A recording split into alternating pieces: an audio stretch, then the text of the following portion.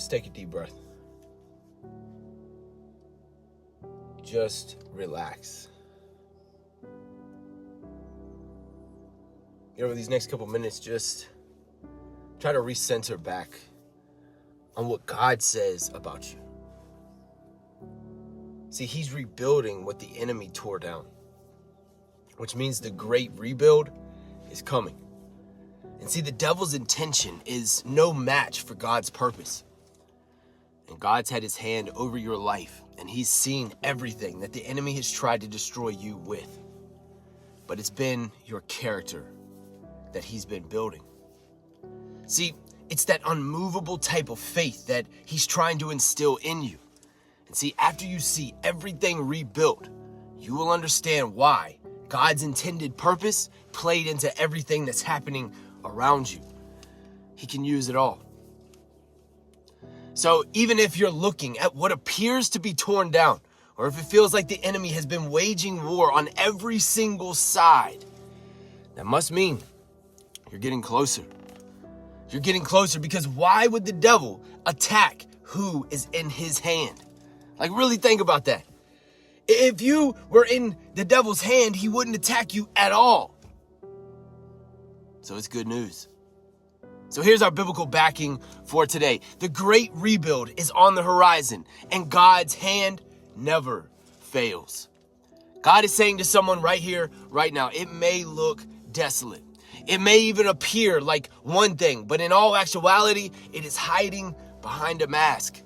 See, the devil has been lying to you for way too long, that you kind of just backed away from believing again, just kind of succumbed to the idea of defeat. But there's a charge for you today.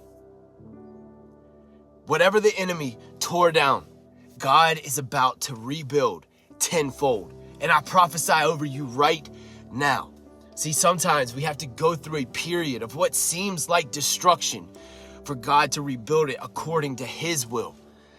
You know, he's seen everything that the enemy tried to take from you, and he is about to set you up in the greatest way possible. So lift your head up, child of God. Lift your head up, child of God, because the great rebuild is on the horizon, and God's hand never fails. 1 Chronicles 29:11-12 says this: yours, O Lord, is the greatness, the power, the glory, the victory, and the majesty.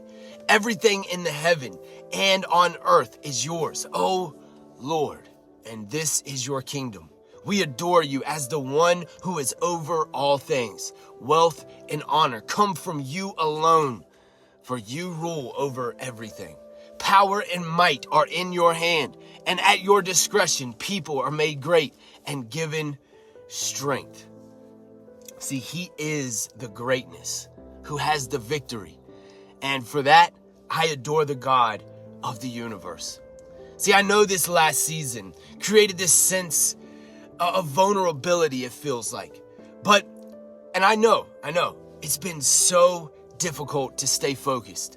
It's like everything will be going good 1 minute, and then boom, out of nowhere, things seem to feel as if they're falling apart again.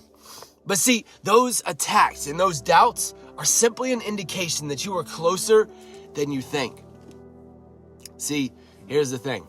If God removed somebody out of your life, it was not because of a punishment. It was actually protection. And let me just say this, don't fall for the counterfeit. See, it may look good, but deep down, it's a pile of poison. See, the great rebuild is on the horizon, and God's hand never fails. Isaiah 14:24-27 says this: the Lord of hosts has sworn, as I have planned, so shall it be, and as I have purposed, so shall it stand. That I will break the Assyrian in my land, and on my mountains trample him underfoot. And his yoke shall depart from them, his burden from their shoulder. This is the purpose that is purposed concerning the whole earth.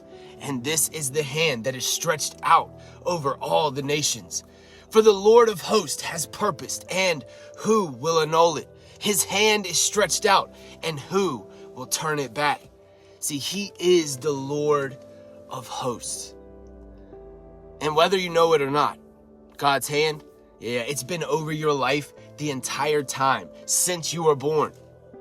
And right now, I just ask God that he would show you how he has you protected right now, in whatever capacity that might look like, in whatever it may be. See, sometimes just these fresh perspectives can actually help to push us even further in. See, God says, write it. I'm going to say it again. God says, write it. Even if you just begin, it's time. Yeah, it's time. Just go ahead and write it down. See, the enemy thought he was going to stall you, but God has put me on your path to walk beside you today and help dust you off. See, it's okay that you fell, but it's how quickly you get back up that matters the most. And each time that you get up, another link of the chain that the enemy thought he had on you falls off. So it's time to stop beating yourself up and allow God to use what he has put inside of you. The great rebuild is on the horizon, and I know God's hand never fails.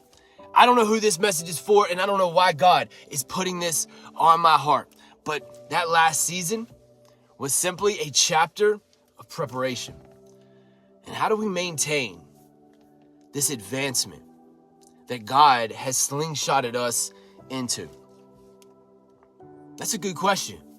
First, we have to acknowledge and remain in this sense of awe for who God is. When we start from this place of adoration, we welcome the Spirit of God to begin guiding us by that whispered nudge. See, the other night I had a dream of a city that was completely destroyed. It was like every single building was torn down, turned into absolute rubble. And then there was this mighty hand that began to sweep over the land.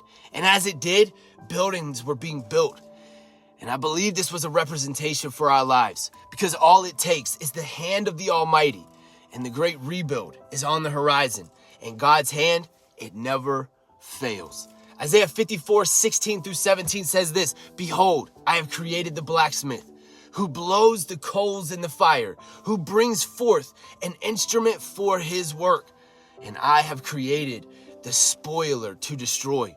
No weapon formed against you shall prosper. And every tongue that rises against you in judgment, you shall condemn. This is the heritage of the servants of the Lord, and their righteousness is from me, says the Lord." See, what this doesn't say is that the weapon wouldn't be formed. But we also have to remember in the verse before that, it says that God also created the blacksmith who creates the weapon. It just says that it won't prosper. See, the enemy thinks he's crafty. He thinks he's slick. But right now, just imagine this battlefield. And across enemy lines, there's a weapon being formed. And maybe some of the flaming arrows or words that people say to you have gotten in and pierced you. But it is the hand of God that dismantles the very weapon the devil thought he was going to use to destroy your faith. And I know you've been feeling like you're in the battle of your life recently. Each day you wake up, you're just waiting for the bad news to drop. But God has sent me today to shake up that way of thinking. Here, what we think about the most is what we end up finding. So if we're looking to get out of survival mode and step into God's provision, it starts in our minds. And we have to ask ourselves, what am I focused on right now? We have to stop giving so much power to negativity and ultimately cut that out like cancer. Because that mindset, that negative mindset, it cannot come with us into this promise. Because the great rebuild is on the horizon, and God's hand, it never fails. Psalm 147:2-6 says this, "The Lord builds up Jerusalem. He gathers the exiles of Israel. He heals the brokenhearted and binds up their wounds. He determines the number of stars and calls them each by name. Great is our Lord and mighty in power. His understanding has no limit. The Lord sustains the humble, but casts the wicked to the ground." See, when we play into that negative spirit, we play right into the devil's plan. We play right into hell's plan for our life, just to stay so stuck in this negative pattern, in this negative way of thinking that everything is so terrible, when God has already said, I am rebuilding you and I am restoring you. All right, bring it in. Bring it in. Let me hug you and let's pray. Father, in the name of Jesus, Lord, we lay our heart on the altar. And God, do with it what you will. Lord, we know that you've seen everything and how the enemy sought to destroy us. But God, we know that by the sound of your voice, all things can change. But Lord, we also know that it is your hand that is going to rebuild our lives. I just ask right now, Lord, that you would give my friend a fresh perspective of the season that they're in. And Lord, right now, I just pray that you would show them that the great rebuild is on the horizon and that your hand, it never fails. God, I pray strength over my friend right now. And God, whatever trial they may be facing right now, Lord, I just pray that you would advance them into this season of the great rebuild. Lord, it says in your word that what the enemy meant for evil, you turn around for good. So Holy Spirit, I just ask right now that you would empower my friend. Yes, Lord. Yes, Lord, empower them, Lord. Lord, where they were weak, give them your strength, God. Lord, I just pray that you would touch them right now. Yes, Lord, touch my friend right here. Thank you, Jesus. Thank you, Jesus. Oh, God, we love you. Holy Spirit, speak to your people. Touch your people and guide your people.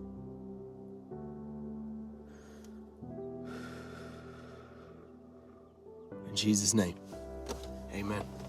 Okay, so think about how Joseph became ruler of Egypt. See, it all started with a dream. Actually, 2 dreams. But there was this sense of jealousy that his brothers had towards him that ultimately played into God's plan. See, even their hate for him fueled the very plan that God had for Joseph. See, when we look at this story, right, we're seeing a chain reaction of events that needed to happen. Like if you look at every single piece of this story, you're seeing how it all played into the final result. Look at all the time in between from the dream to the promise. And all of this was actually building Joseph's character.